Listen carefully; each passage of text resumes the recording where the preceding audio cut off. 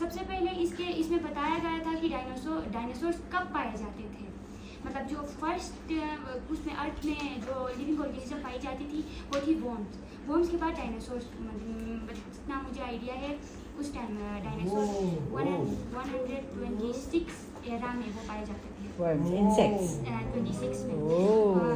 इसके बाद यहाँ पर डिफरेंट टाइप्स ऑफ डायनासोर्स के बारे में बताए गए थे कि काइंड्स में, और उसके बाद डायनासोर्स क्या खाते हैं इस बारे में, उनका कलर कैसा होता था, उनकी बॉडी कितनी बड़ी हो सकती थी, सबसे छोटा डायनासोर कौन सा था, सबसे बड़ा डायनासोर कौन सा था, और उसके बाद उनकी एक्सटिंक्शन का मतलब वो एक्सटिंक्ट क्यों हुए, और उसके बाद क्या डायनासोर्स वापस जिंदा हो सकते हैं इस बारे में।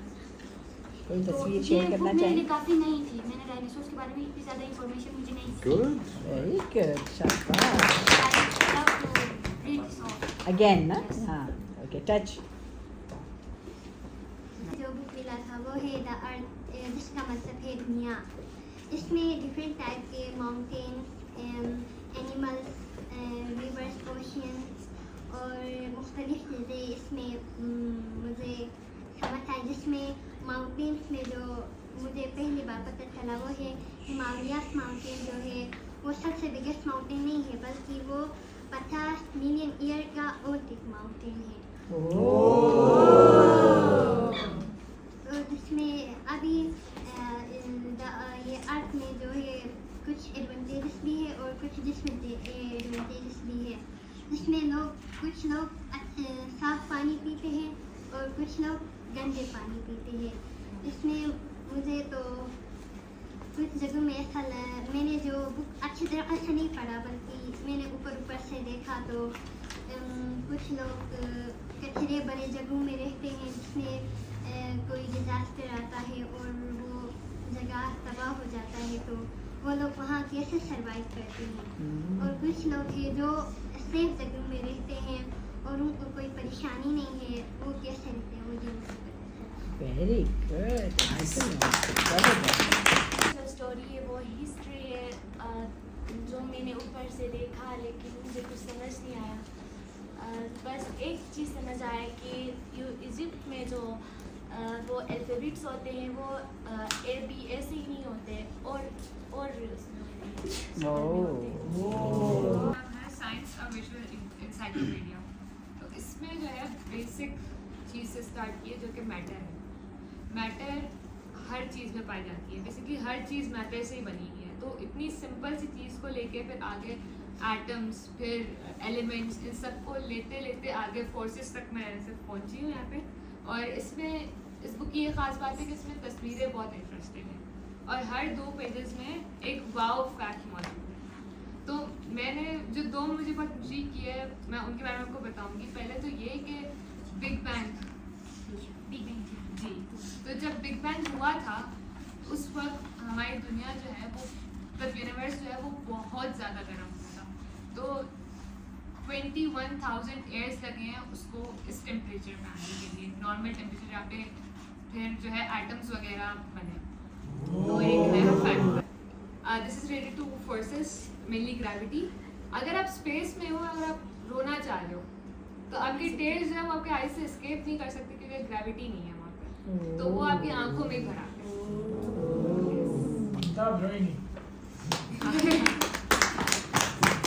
इस बुक का जो नाम था वो स्पेस माइसिस के बारे में, मैंने इसको रीड किया मगर कुछ समझ। अच्छा, कुछ हो, कुछ भी आप शेयर करना चाहें? कोई तस्वीर अच्छी लगी, कोई जहन में सोच आई? नहीं आई? ठीक है, चल टैप करें। मैंने रिसाइकलिंग, इसमें रिसाइकलिंग के बारे में इंफॉर्मेशन था। तो यहाँ पर बहुत सारे न्यू फैक्ट्स थे जो मैंने पहली बार पढ़े। इनमें से ये पहला फैक्ट था कि यूके में एक एवरेज पर्सन यूके में हर साल 500 किलोग्राम का गार्बेज फैलाता है। 500 किलो कचरा एक इंसान करता है, एवरेज पर्सन। तो आपका क्या ख्याल है, पाकिस्तान में एक आदमी कितना करता होगा? अगर यूके का बंदा 500 किलो, हम ज़्यादा करते होंगे या कम करते होंगे? कम करते होंगे, अल्लाह करे ऐसे ही हो। और यूके में ये जो रबिश होते हैं इनको रखने के लिए जगह ख़त्म हो रही है और वहाँ पर बहुत से लोग हैं जो गंदे जगहों में रह रहे हैं और गरीब बच्चे उन वो गंदे जगहों से कचरे उठा के बेचते हैं, जिनकी वजह से बहुत सारे बच्चे हर साल मारे जाते हैं। Oh, didn't know that happened in UK. ये यूके एक साल में 31 मिलियन टन वेस्ट प्रोड्यूस करता है और ये 3.5 मिलियन डबल डेकर बसेस के बराबर है इसका वेट। और ये पूरा जो रबिश होता है इनको डंप्स और लैंडफिल साइट में जाते हैं और इनको जब दफन किया जाता है तो इनके अंदर से बहुत हार्मफुल केमिकल्स निकलते हैं, जिनकी वजह से पोल्यूशन भी होता है, वाटर और एयर पोल्यूशन भी होता है। और बहुत सारे ये जो रबिश होते हैं वो ओशंस में जाते हैं और 8 मिलियन टन ऑफ रबिश ये एक साल में ओशंस में वो मिल जाते हैं। और यहाँ कुछ 5 मेन प्लेसेस हैं जहाँ रबिश जमा होता है ओशंस में, तो उनमें से सबसे ज़्यादा है the great Pacific garbage page. इसमें 1.8 ट्रिलियन पीसेस ऑफ प्लास्टिक्स हैं और ये 500 जंबो जेट्स के बराबर होता है और ये बहुत सारे फिशेस, एनिमल्स और प्लांट्स को हार्म करते हैं और बहुत सारे फिशेस और एनिमल्स बीमार हो जाते हैं और उनकी वजह से इंसान भी बीमार हो सकते हैं, क्योंकि जब वो उन इन्फेक्टेड एनिमल्स और फिशेस को खाते हैं तो इंसान भी बीमार होता है। दुनिया के सबसे बड़े शिप टाइटैनिक के बारे में पढ़ा, जिसको 1912 को ये इसको पहला सफ़र था साउथहैम्पटन से अमेरिका के शहर न्यूयॉर्क में था। तो इसको तब नाम दिया गया था अनसिंकेबल टाइटैनिक, यानी कभी न डूबने वाला टाइटैनिक किश्ती बनाया गया है।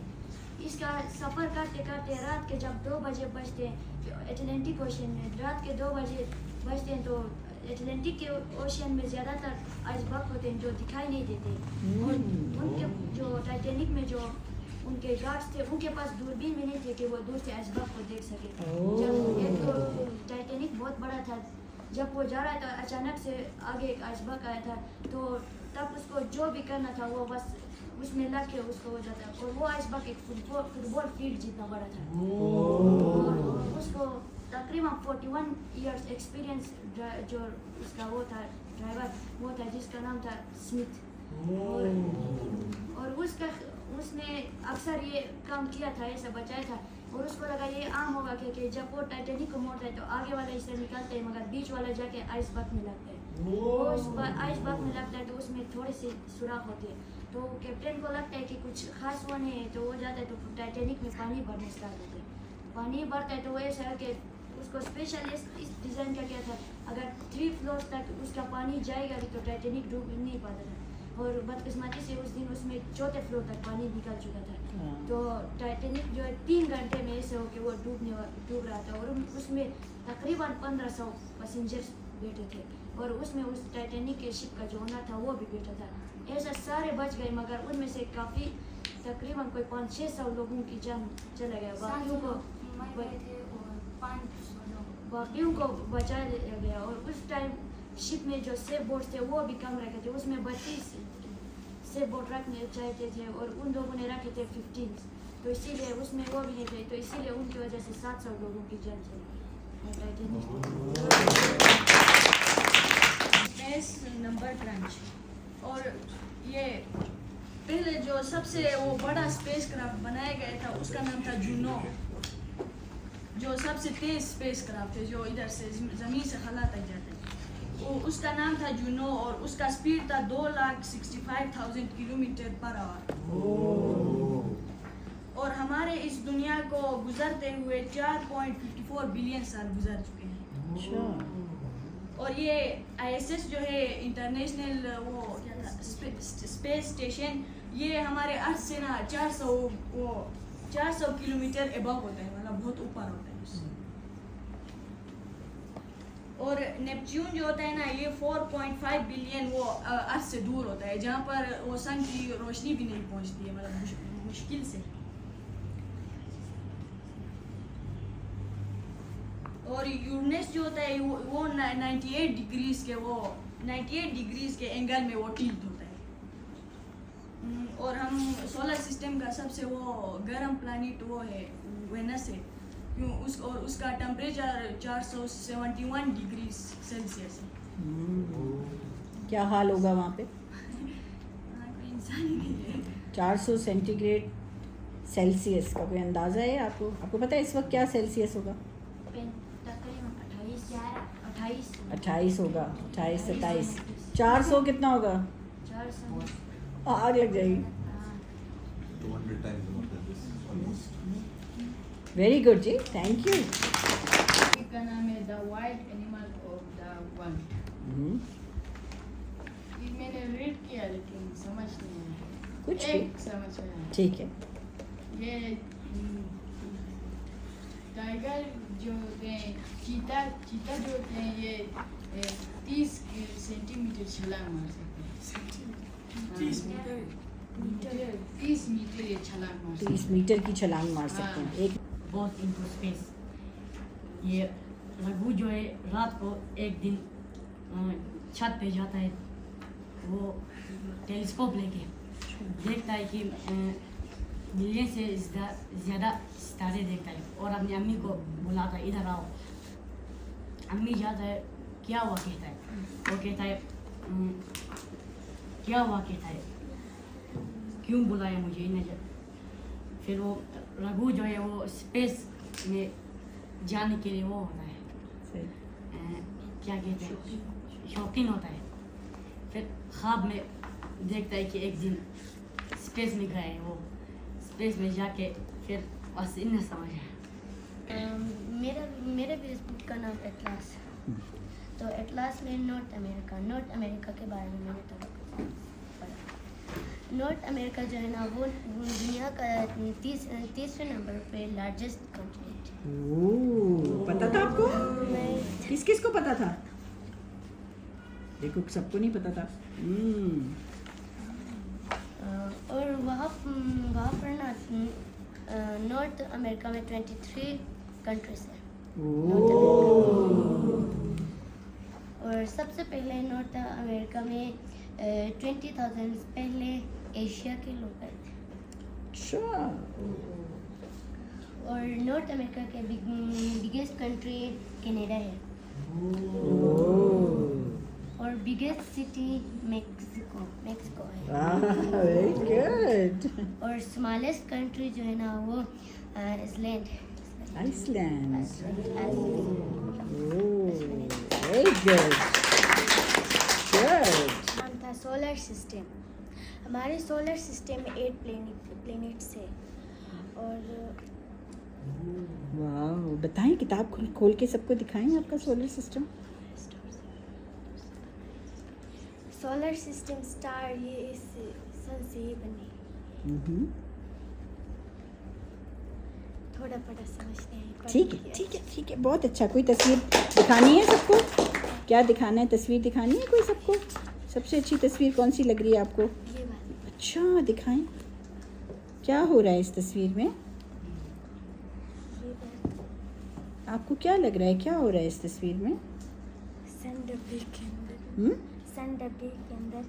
सन डब्बे के अंदर है? देखो तो क्या हो गया भाई, सन डब्बे के अंदर कैसे चला गया? ये किताब आपको और पढ़ने को दिल चाह रहा है? हाँ, ये पर- समझने को दिल चाह रहा है? किससे समझना है आपको? कौन समझाए आपको? सारे दोस्तों में से कौन ये किताब आपको समझाए? हाँ? परी आपी से तस्लीम से। परी आपी से। ठीक है परी आपी, अब आपका काम है ये किताब समझाना। ठीक है, एक्सेलेंट जी, क्लैप। इस बुक का नाम वर्ल्ड एटलास था। बताएं। मैंने इसे देखा जरा, मुझे समझ नहीं आया। कोई बात नहीं, आपने पढ़ा तो बिल्कुल सही इसका नाम ना। इसको खोलें, कोई कौन सा पेज आपको मज़े का लगा इसमें? कुछ समझ आया थोड़ा सा? नहीं, दिल चाह रहा है समझने का? समझने का दिल चाह रहा है? अच्छा, किससे समझना है? कौन समझाए आपको एटलीस्ट बताएं? कौन से वाले भैया या कौन सी वाली आपी आपको ये किताब समझाएं? बताओ, हाथ से इशारा कर दो, कौन सिखाए? चलो, से 1 बिलियन प्लेनेट दूर है और ये बहुत एक स्पेशल है। क्योंकि यहाँ पे मुख्तलिफ एनिमल्स और मुख्तलिफ ह्यूमन बींग्स रहते हैं और इधर वाटर की कोई कमी नहीं है। बस मुझे इतना समझ। अच्छा, दिखाएं कोई तस्वीर आपको जो अच्छी लग रही हो। ये ओह वाह, ये क्या है? मैप। इसके बारे में कुछ समझाएंगे? यहाँ पे मुख्तलिफ कंट्रीज है, जैसे कि यहाँ पे इंडिया का ओशन है और यहाँ पे अमेरिका है, यहाँ पे एशिया और यहाँ पे यूरोपीय मुख्तलिफ कंट्रीज के नाम यहाँ पे दिए। अमेरिका आपने गलत जगह हाथ रखा था। देखिए अमेरिका कहाँ है? नहीं, दैट्स नॉट अमेरिका। ये क्या है? अफ्रीका है। ये अफ्रीका है। अमेरिका हाँ। है यहाँ। इस किताब को और पढ़ने को दिल चाह रहा है? जी। किससे पढ़ेंगी? हुमा से। हुमा आपी से पढ़ेंगी। हाँ, हुमा आपी, आपका काम है अब ये किताब इनको पढ़ाना। ठीक है, ग्रेट जी। सुकरात इतना इल्म हासिल कर चुका था, वो सब छोड़ छाड़ के एक समंदर के किनारे बैठ गया और बैठ के सिर्फ समंदर को देखा करता था। तो इसमें क्या होता है कि एक आदमी आया सुकरात के पास और वो आदमी आके कहता है, बहुत दूर से आया था, तो आदमी आके सुकरात को बोलता है तुम्हारे पास जितना इल्म है ना सब मुझे दे दो। सुकरात उसको देखता है और एक बड़ी सी स्माइल देता है। तो सुकरात को देखता है और कहता है, टाइम नहीं ज़ाया करो, मैं बहुत दूर से आया हूँ, बहुत दूर जाना है मुझे, जितना इल्म है अपना सारा का सारा मुझे दे दो। सुकरात फिर उसको देखता है, फिर मुस्कुराता है। अब ये फ्रस्ट्रेट हो जाता है, गुस्से में आ जाता है, आगे कहता है, इल्म दे दो मुझे, मैं बहुत दूर से आया हूँ, बहुत दूर जाना है। तो सुकरात पता है क्या करता है? समंदर किनारे बैठा होता है, पानी आ रहा होता है, यहाँ से पकड़ता है उस आदमी को और लेके उसका मुंह समंदर के अंदर डाल देता है और पकड़ के बैठ जाता है। क्या होने लगेगा जब एक आदमी का मुंह पानी के अंदर होगा? तो सांस नहीं ले पाएगा। क्या होने क्या लगेगा? मर जाएगा, क्या तड़पने लगेगा। तो बस वो हलचल मचने लगी, उसकी सांस नहीं आ रहा है उसको। थोड़ी देर के बाद उसकी कपकपाहट कम होना शुरू हो गई, बिल्कुल हालत ख़राब होना शुरू हो गई, सांस बिल्कुल नहीं आ रहे। तब सुकरात ने उसको पानी से बाहर निकाला और मिट्टी में फेंक दिया। आदमी की हालत ख़राब, उसकी शक्ल नीली पड़ गई है, बिल्कुल सांस नहीं आ रहा था। 3-4 मिनट लेके मुंह से पानी निकालता है, फिर उसके बाद सांस लेता है, मज़ीद खड़ा होता है। खड़ा होकर सुकरात को बोलता है तू पागल है, दुनिया तुझे आलिम बोलती है लेकिन तू पागल है। मैं तेरे पास इल्म की तलाश में आया था, तूने तो मुझे मार दिया तकरीबन। तो पता है सुकरात जवाब क्या देता है? तब सुकरात पहली बार अपनी आवाज़ निकालता है और जवाब देता है, कहता है, जितनी तलब तुम्हें सांस लेने की थी ना जब तुम पानी के अंदर मौजूद थे, उतनी तलब जब तुम्हें इल्म हासिल करने की हो ना तब मेरे पास आना, तो मेरी मुस्कुराहट से भी मेरा सारा इल्म ले जाओगे। क्या समझ में आता है इससे? क्या समझ आता है इस कहानी से?